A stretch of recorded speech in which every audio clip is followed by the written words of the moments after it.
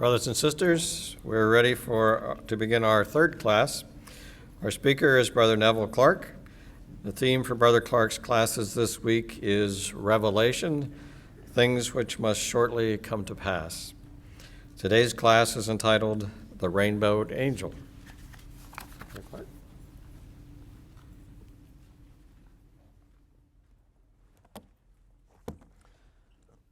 Well, thank you, Brother Chairman.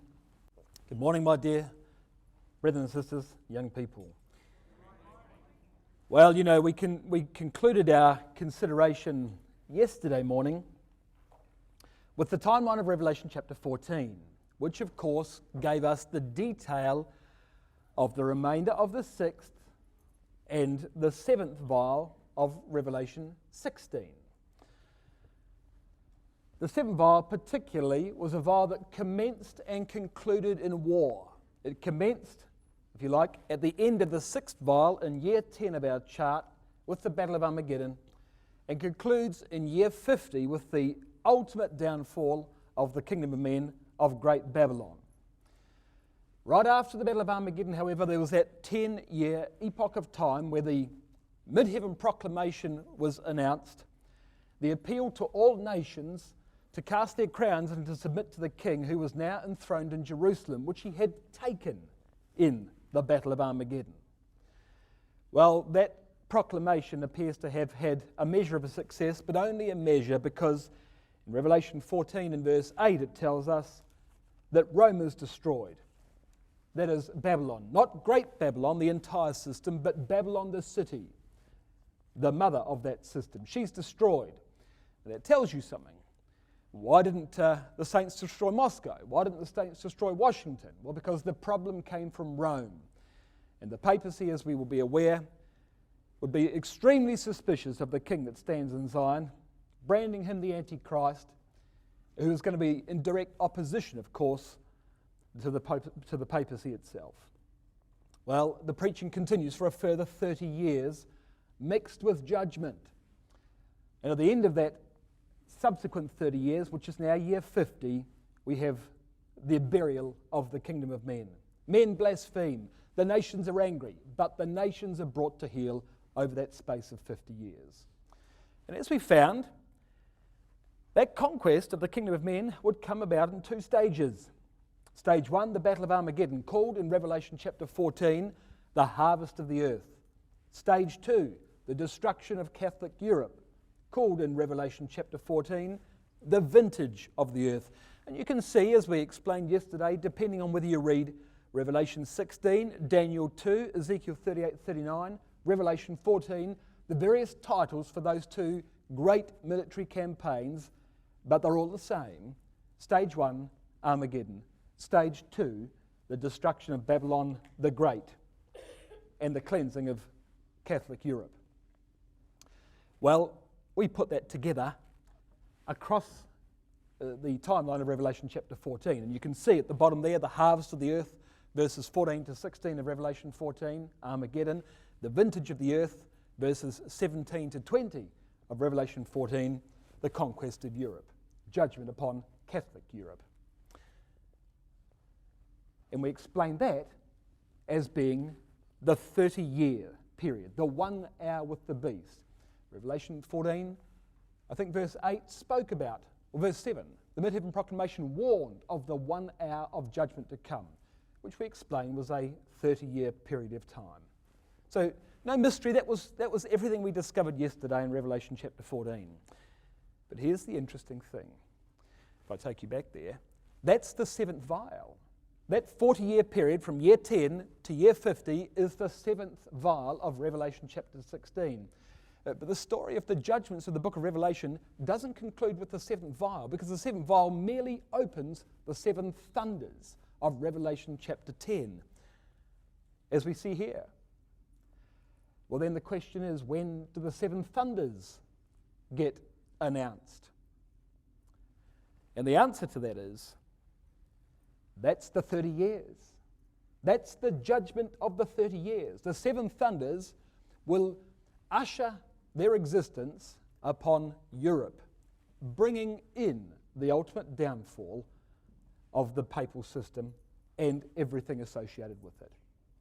There's the story of the 50-year Jubilee period, the detail of Revelation 14, and of course, that brings us now to Revelation chapter 10. If you read with me, Revelation chapter 10, verse 1, we read the following.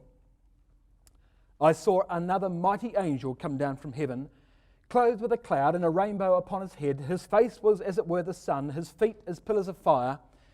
He had in his hand a little book open, and he set his right foot upon the sea and his left foot upon the earth. And he cried with a loud voice, as when a lion roareth. And when he had cried, 7 thunders uttered their voices. This is the chapter in Revelation commonly called the March of the Rainbowed Angel. It's a little bit of a misnomer, actually, because the angel is not marching in verse 1, he's standing. He has completed his conquest. So the opening verses of this chapter, if I had to put a date on them, I'd be saying year 50, verses 1 and 2. The angel has completed his conquest. He's got 1 foot on the sea, 1 foot on the land, which I'll explain by and by, but he's standing, he's finished. And he has announced 7 thunders. And those 7 thunders have brought about the complete demise of the kingdom of men. This is what Brother Thomas says of those 7 thunders, of this little book, or little scroll in verse 2. This little scroll is the most important fragment of the apocalypse because it contains the catastrophe of the plot. He says this is the most important section of the entire book of Revelation. It's the conclusion, without which all the rest of Revelation will be of little interest to the believer. By the angel holding that little scroll in his hand, his power is identified with the execution of its contents, and the character of these is indicated by his voice. These thunders are the lightnings and voices and thunderings and earthquake and great hail of Revelation 11 verse 19. That is the judgments of the 7th vial, which exhaust the wrath of deity and give victory to the saints and rest for 1,000 years.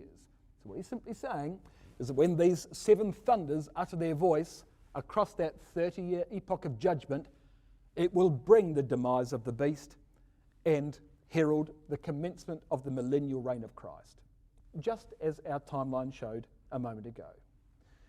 But you know the irony of these words, of the words of this scroll? The irony is this, verse 4, we don't even know what they say. It's the catastrophe of the plot, but it's hidden to us. Verse 4 of Revelation 10, and when the 7 thunders had uttered their voices, John says, I was about to write, when I heard a voice from heaven saying unto me, stop, seal up those things which the 7 thunders have uttered, and write them not. Don't write them, John. So he was about to write them, and he's told to stop. He knows what they said. He knows what they did. We don't. And he wasn't allowed to tell us. Verse 8 of Revelation 10 goes on and tells John what he was to do with that information. The voice which I heard from heaven then spake again to me and said, John, go and take that little scroll, which is open in the hand of the angel that stands on the sea and upon the earth, that is the angel of verse 1. So I went to the angel, and I said to him, give me the little book. And he said to me, take it, and eat it up. It shall make thy belly bitter, but it shall be in thy mouth sweet as honey.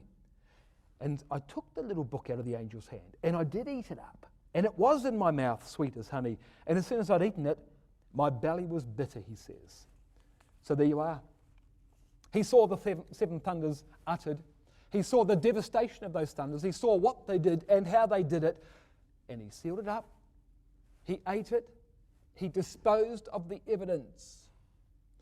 Now that's interesting, because way back in Revelation chapter 5, you might remember, there was a scroll with 7 seals.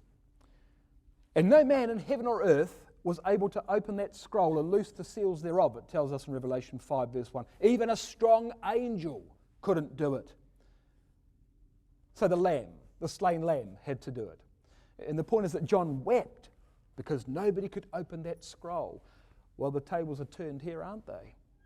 John's given a prophecy himself. He reads it, then he closes it, and none of us can open it. So, of course, I can't tell you just precisely what those 7 thunders were, because I don't know any more than you do. But we know what they're going to accomplish. and we know something about how they're going to accomplish it. And so we can put a lot of colour into this picture, even if we can't define the precise detail. Now, before we begin to explain Revelation chapter 10, let me just show you something about where Revelation 10 is placed in the entire record of the book of Revelation. Come back with me to chapter 9, verse 1. You know, we've got seals, trumpets, vials, thunders. Revelation 9, verse 1 is the trumpet section. And in 9, verse 1, it tells us that the fifth angel sounded. That is, the fifth trumpet blew. And in verse 13 of Revelation 9, it says the sixth angel sounded his voice. So this is the sixth trumpet blowing.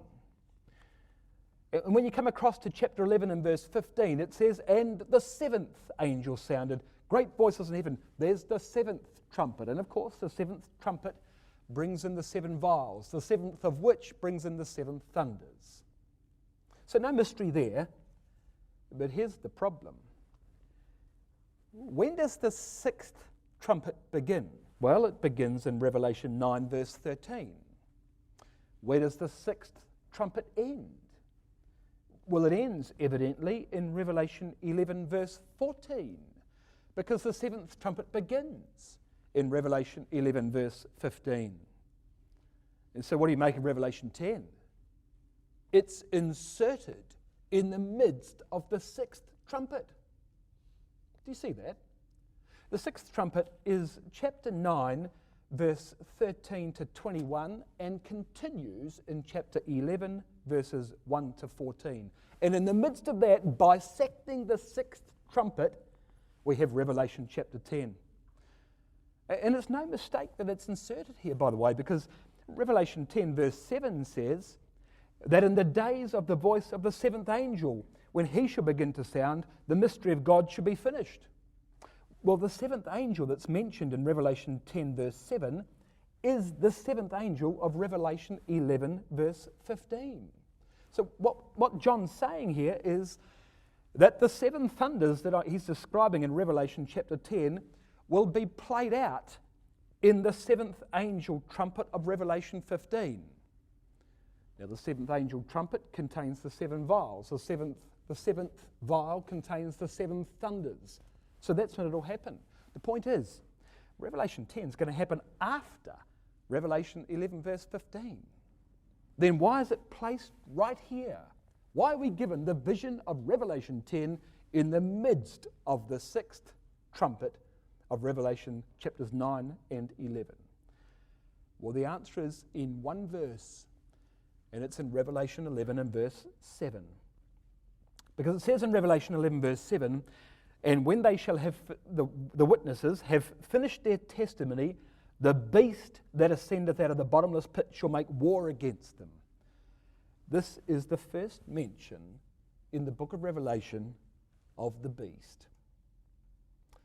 The beasts that we have already spoken about in Revelation 12, 13, 17, the seven-headed, 10-horned beast, that doesn't begin to chapter 12. This is the first time the word beast, that beast, appears in Revelation. And that's the problem. Because what are the trumpets of Revelation 9 and Revelation 11 speaking about? Well, Revelation 9 verse 1, the fifth trumpet is the rise of the Saracen Empire from Saudi Arabia, which judged the Eastern Roman Empire, went to war. The sixth trumpet in Revelation 9 and verse 13 is the rise of eventually the Ottoman Empire that took Constantinople, went to war against the Eastern Roman Empire. And whilst that was happening in the East, Revelation 11 verses 1 to 14 tells us what's happening in the West, in Western Europe. And there was persecution by the beast in Western Europe. And you see, Revelation chapter 10 is the visions for the brothers and sisters who died for their faith in Western Europe, while the Muslims were campaigning against the Roman Empire in the East. It's because of the beast in Revelation chapter 11 and verse 7 that we have the visions of Revelation 10 placed where they are amidst the sixth trumpet. Well, that's the context of Revelation 10 in the book of Revelation. Let me show you something about the context of Revelation 10 in the entire Bible. You come back with me to Ezekiel chapter 1. There is a remarkable parallel between Ezekiel's vision in chapters 1, 2, and 3 and the rainbowed angels, so-called, described in Revelation chapter 10. It says in Ezekiel 1 and verse 4, I looked and behold, a whirlwind came out of the north, Ezekiel says, a great cloud and a fire enfolding itself, and brightness was about it, and out of the midst thereof, as the colour of amber, out of the midst of the fire. So he sees a great cloud come out of the north. Well, John sees an angel clothed with a cloud in Revelation 10, verse 1. If you come across to Ezekiel 1 in verse 27, it tells us that Ezekiel saw as the colour of amber, the appearance of fire round about within it. From the appearance of his loins, upward and downward, they were of fire. Well, in Revelation 10, verse 1, John sees this angel has legs like pillars of fire. Verse 28, and as the appearance of a bow that's in the cloud of rain, so is the appearance of the brightness round about. This cherubic figure in Ezekiel 1 is surrounded by a rainbow, just as the angel is in Revelation 10, verse 1. And look at this in Ezekiel 2, verse 9. And when I looked, Ezekiel says, behold, a hand was sent unto me, and lo, a roll of a book was therein. So in his hand was a little scroll. Revelation 10, verse 2. And he spread it before me, verse 10 of Ezekiel 2, and in it was written within and without, and there was written lamentations, mourning, and woe. Now that's interesting, because the thunders of Revelation chapter 10, are part of the seventh woe trumpet of Revelation 11 and verse 14. Well, chapter 3, verse 1, moreover, he said to me, Son of man, eat that thou findest. Eat this roll, and go and speak to the house of Israel. Ezekiel's told to eat the scroll in the hand of the man. Eat the scroll. Well, precisely. Revelation 10, verse 9. And so he ate it, verse 3. He said to me, Son of man, cause thy belly to eat. Fill thy bowels with this roll that I give thee. Then I did eat it. It was in my mouth as honey for sweetness. Well, look at that. That's exactly Revelation 10, verse 10. And in verse 14 of Ezekiel 3, it tells us that the Spirit lifted Ezekiel up and it took him away, and he went in bitterness, it says, just as though this scroll was bitter in John's belly. Now, Ezekiel was bitter because though the message was sweet, the nation wouldn't hear him. So it was a bitter message to deliver. Very much the same for John. The thunders that he was going to deliver would be bitter because it would cause much loss of life, even though the result would be sweet, ultimately. Ezekiel is sent, what's more in verse 15, to those in the captivity. He's sent to his countrymen. John is sent in Revelation 10, verse 11, to peoples, nations, tongues, and kings. And in verse 7 of Ezekiel chapter 3, his people wouldn't listen to him. And in Revelation 11, verse 18, the nation would blaspheme and be angry when the trumpets were sounded, when the thunders were sounded, rather. So there's the story of Revelation chapter 10 in the context of the book of Revelation, and the story of Revelation chapter 10 in the context of the Bible. Can you see that? That Revelation 10 is based fairly and squarely upon the vision to Ezekiel in Ezekiel chapters 1, 2, and 3. And this vision in Ezekiel, of course, is the start of a great story in Ezekiel, because this cherubic story that you read of in these chapters is about a man on a cherubic vehicle who comes in and removes the glory of God from the temple in Jerusalem and takes it out by the way of the east in order that the Babylonians might come in and destroy the temple. God left Jerusalem in order that it might be destroyed by Babylon, which it duly was. Well, now come with me to Revelation 10. What does it all mean? Well, it's a remarkable story. Revelation chapter 10 and verse 1. Every detail that you read in these verses is significant. Revelation 10 verse 1, I saw another mighty angel come down from heaven, clothed with a cloud. A rainbow was upon his head. His face was, as it were, the sun, and his feet as pillars of fire. Another mighty angel. The point here is that this is not one of the trumpet angels of Revelation chapter 9. This is a mighty angel, like the angel in Revelation chapter 5. He came down from heaven. 2 Peter 3 verse 13 describes the kingdom age as a new heaven and a new earth wherein dwelleth righteousness.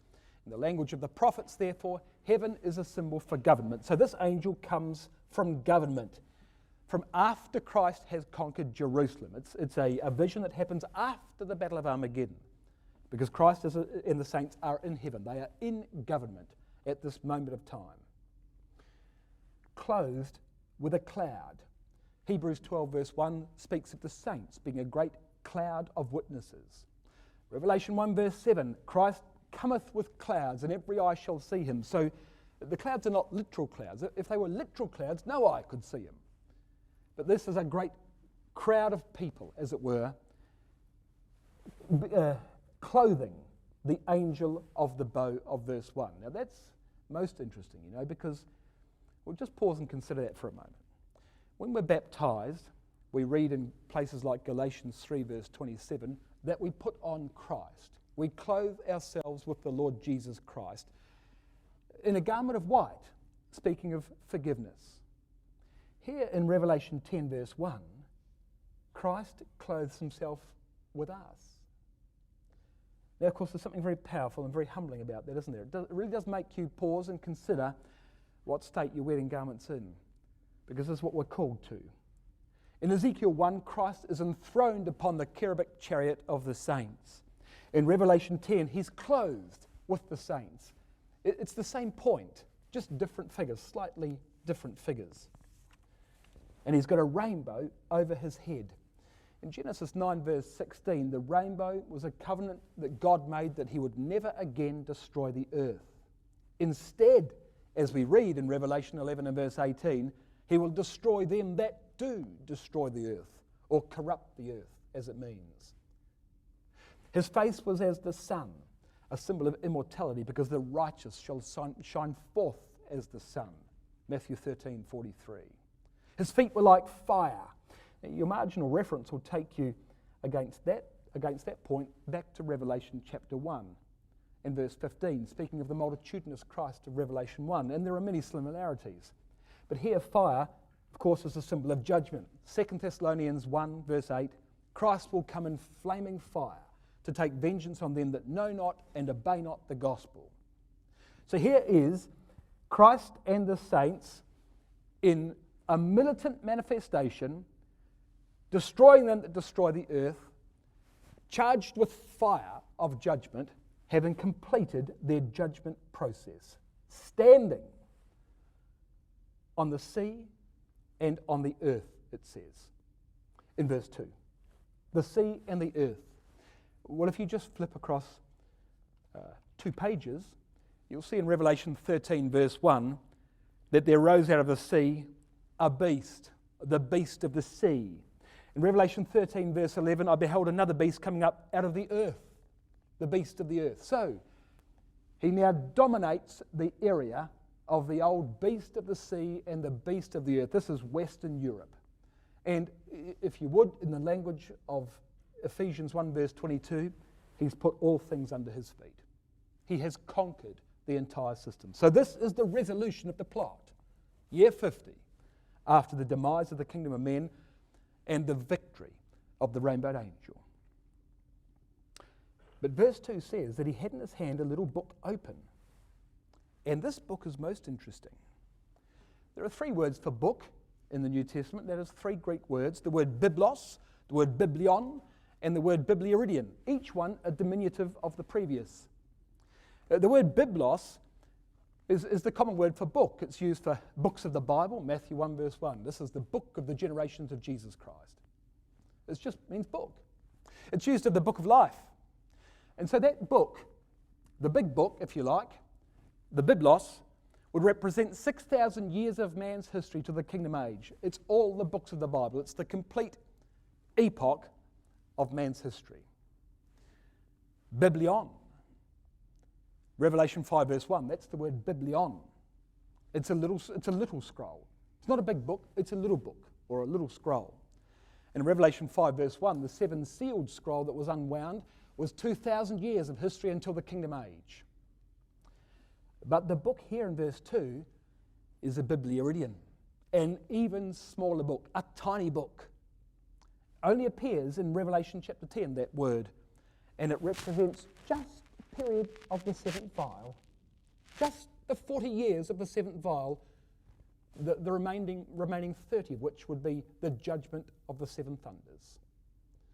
So big book, medium-sized book, little book if you like, and this is the little book. So it's only a very small book because it only represents a very small epoch of time. And he cried with a loud voice, as when a lion roareth, and when he had cried, seven thunders uttered their voices, it says. Now there's a clue there. The lion roars. Who's the lion of Revelation? Well, it's easy. It's the Lord Jesus Christ. Revelation 5 verse 5, he's the lion of the tribe of Judah. What does it mean when the lion roars? Well, in Joel 3 verse 16, Yahweh roared from Zion and the battle of Armageddon was commenced. In Isaiah 42 verse 13, Yahweh shall go forth as a mighty man. He'll stir up jealousy like a man of war. He shall cry, yea, roar. He shall prevail against his enemies. So the lion roared when the thunders started to get uttered, when the 30-year period of judgment upon Europe began. That's when the lion roared. And when the seven thunders had uttered their voices, John was about to write them, but was told not to. Well, that's the timing of the seven thunders of Revelation chapter 10. The thunder judgments come after the Battle of Armageddon, 10 years we're saying after Armageddon, and are uttered for the following 30 years until year 50. So what exactly are the thunders? What would you make of those thunders? Well, of course, as I've said, I can't precisely tell you, but I think I can imprecisely tell you. Come with me to Psalm 29. We've got a remarkable psalm here that helps us, I believe, identify something of the character of these seven thunders of Revelation chapter 10. Psalm 29, well, Psalm 29 is an interesting psalm. It breaks into three sections. It's a psalm all about a storm.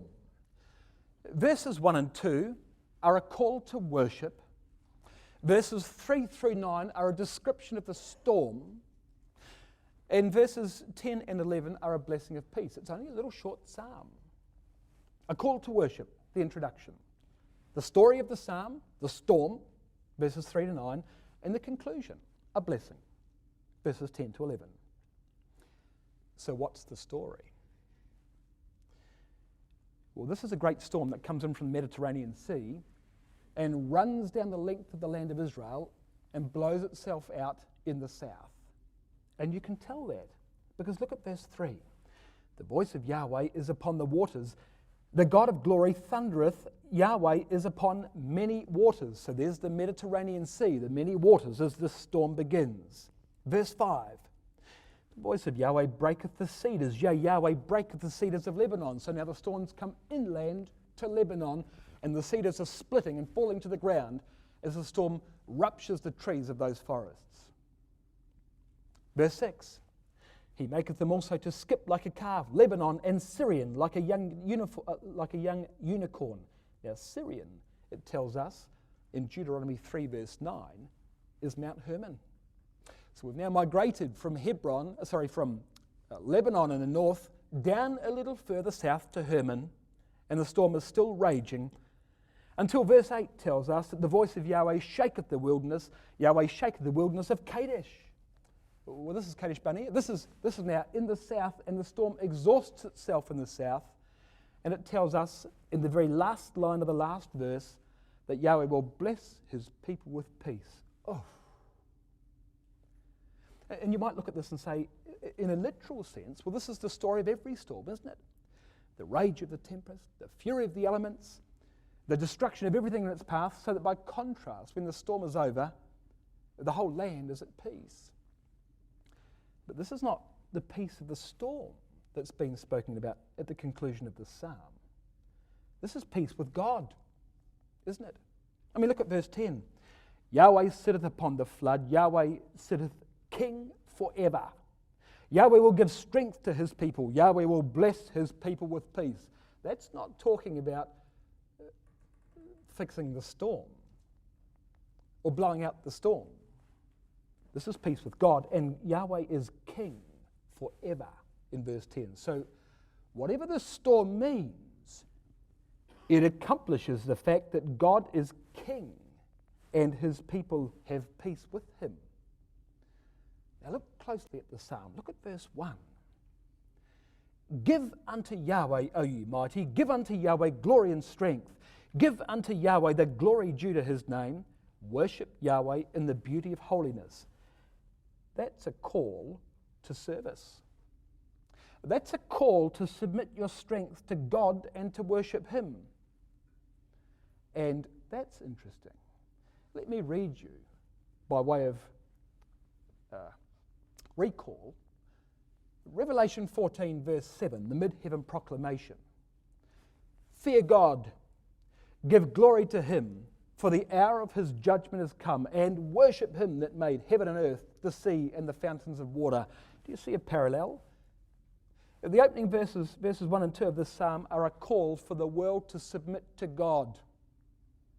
Well, whatever the world's response to that was, a great storm then plays out. The consequence of which is when the storm's finished, Yahweh is king and his people are at peace. It's not really about a storm, is it? It's not really about a storm at all. And what's more, this storm has a name. Verse 3, the voice of Yahweh. Verse 4, the voice of Yahweh. Verse 4, the voice of Yahweh. Verse 5, the voice of Yahweh. Verse 7, the voice of Yahweh. Verse 8, the voice of Yahweh. Verse 9, the voice of Yahweh. How many times did I say the voice of Yahweh? 7 times. And what do you know about the voice of Yahweh in this psalm? Look at verse 3. The voice of Yahweh is upon the waters, the God of glory thundereth. There are 7 thunders in Psalm 29. And those 7 thunders are uttered by that voice after an appeal to give glory to God, resulting in Yahweh being king and his people being at peace. I think that's not a bad template for Revelation chapter 10, don't you? For Revelation chapter 14, that is precisely the sequence of events that happens in the 7th vial. And the 7 thunders make that happen. Isn't that interesting? So what would you make of it? All right, it's a bit of a template. It's a parallel. Well, it would appear that when God utters his voice, the natural elements are brought into play to judge the world. And a great storm comes upon the world, resulting in the world coming to heel. Now that's interesting. Come with me to Revelation 16. The last verse of Revelation 16, that is Revelation 16 and verse 21, says this. Now you understand, Revelation 16 verses 17 to 21 is the 7th vial. It's the same period of time as these 7 thunders are poured out in. And in verse 21 of Revelation 16 it says that there fell upon men a great hail out of heaven. Every stone about the weight of a talent, that's about 30 kilograms, 60 pounds. Men blasphemed God because of the plague of the hail, for the plague thereof was exceeding great. Now it's interesting, because in Ezekiel 38 verse 22, the natural elements are used against Gog. I will plead with Gog with pestilence, blood, rain, fire, brimstone, and hailstones. Now this is not talking about Armageddon in verse 21 of Revelation 16. Armageddon's back in verse 16. This is stage 2 destruction. This is the destruction upon Europe. What's the bet? The natural elements are brought into being in stage 2 of God's military campaign in precisely the same way they are in stage 1. And that the 7 thunders are a utilization of the natural elements against man that destroys the kingdom of men. Oh yes, it'll be done at the hand of the saints. Miraculous, no doubt, but a manipulation of the natural elements in any case. I would draw your attention to the fact, just as you cast your eye across Revelation 16, we've got hail in verse 21. We've got sores or boils in verse 2. We've got blood in verse 4. We've got darkness in verse 10. We've got frogs in verse 13. Remarkably reminiscent of the plagues of Egypt. And when the entire beast system is destroyed, the vision of Revelation chapter 15 and verse 3 says that they sing the song of Moses, which Moses sang after the conclusion of the 10 plagues of Egypt and the destruction of Pharaoh's host. And I would observe further that whilst there were certainly 10 plagues in Egypt, only 3 of them affected Israel. The final 7 were for the Egyptians only. There were 7 plagues of Egypt, if I could say it in those terms. Remarkable. Now let me show you something else. Revelation 10, come back to Revelation 10, we're up to verse 5. Revelation 10, verse 5. The angel which I saw stand upon the sea and upon the earth lifted up his hand to heaven, and swear by him that liveth for ever and ever, who created heaven and the things that therein are, and the earth and the things that therein are, and the sea and the things that are therein, that there should be time no longer. Now that's an interesting phrase. It says time no longer. It means delay no longer. The action's going to come now. It's now time to judge the world. But that's an echo. At the end of Revelation 10 verse 6, that's an echo from somewhere else in the book of Revelation. Where am I thinking of? Time no longer. Come with me to Revelation 6. Just a page back. Revelation 6 verse 9. When he had opened the 5th seal, I saw under the altar the souls of them that were slain for the word of God and for the testimony which they held. So these are brothers and sisters who have been killed by the apostate system, be it pagan Roman, Christian Roman, it doesn't matter. They've been killed for the testimony which they held. And they cried with a loud voice, saying, How long? How long, O Lord, holy and true, dost thou not judge and avenge our blood on them that dwell on the earth? How long do we have to wait? And that cry comes from those who are under the altar, slain by the beast system for the things they believed, and they cry for vengeance against that system, or vengeance comes in Revelation chapter 10. But here's the thing. How does vengeance come? How does it come? Well, of course, it comes by the 7 thunders of Revelation chapter 10, which judged that system and destroyed Great Babylon. It comes, as it were, when the vintage of the earth is trodden in the winepress of the wrath of God, in the language of Revelation chapter 14. But let me show you how that's described in Revelation 14. Come with me to Revelation 14, verse 17. This, of course, is the second appendix of Revelation 14. Verses 17 to 20 is stage 2 of the military campaign. So we're on solid ground here. This is the judgment upon Europe. Another angel came out of the temple which is in heaven. You remember we made the point yesterday that verse 15, the angel that brought about Armageddon came from the temple. After Armageddon, once Christ is enthroned in Zion and is in government, the angel in verse 17 comes from the temple in heaven, the ecclesia in government. And he's also got a sharp sickle, just like the Armageddon angel did in verse 15. The European, let's call it, the European angel of verse 17 also has a sharp sickle. But look at verse 18. And another angel came out from the altar, which had power over fire, and cried with a loud voice to him that had the sharp sickle, that is the angel of verse 17, saying, Thrust in thy sharp sickle and gather the clusters of the vine on the earth, for her grapes are fully ripe. What does that mean? It's overdue. There can be time no longer. Do you see the point?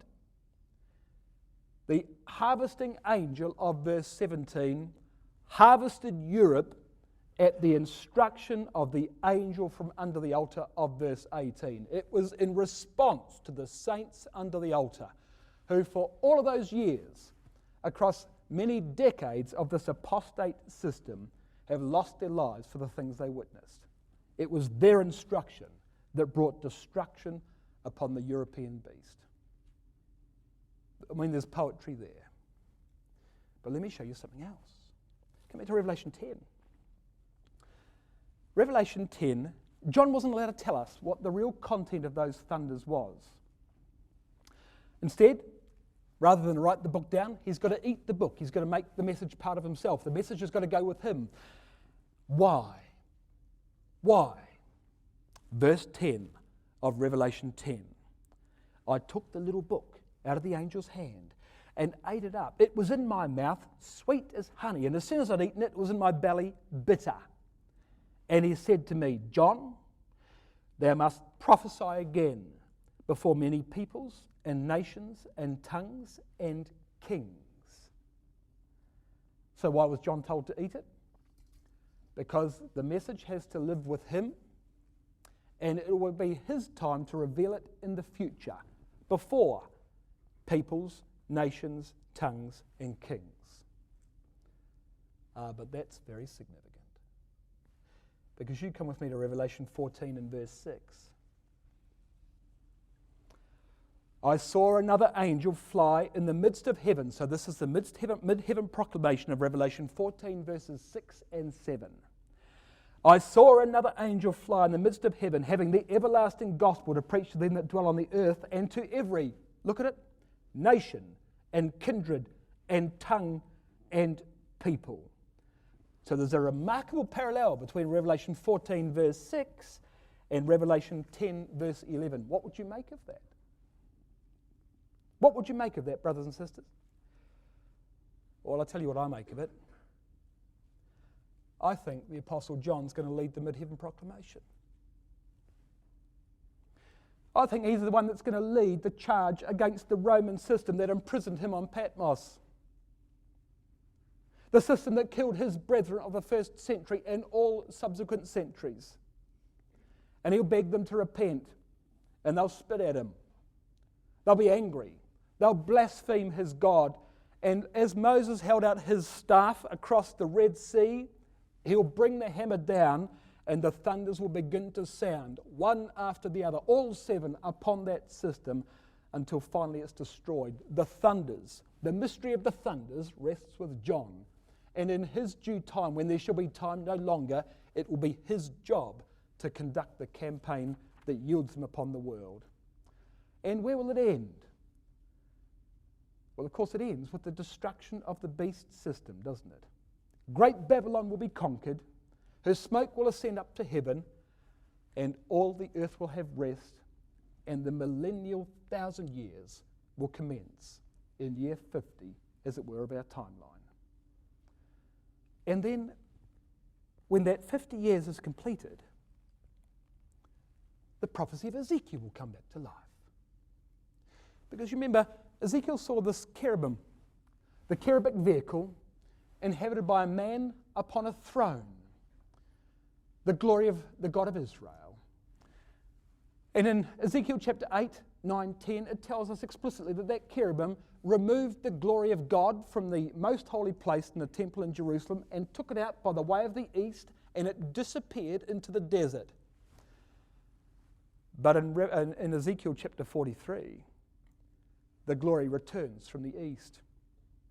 And the glory then inhabits the most holy place, and then the glory fills the house in Ezekiel 44 and verse 4. What's the message there? That the cherubim of Ezekiel 1 that removed the glory will bring it back.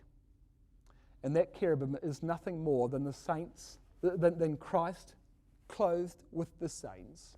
And the Lord Jesus Christ will enter in through the east gate and inhabit the temple in year 50 after the false religious system of the world has been destroyed, and bathe the world in religious truth, and so will it exist for the next 1,000 years. And so all the world will have peace. And true religion will be the herald of the day.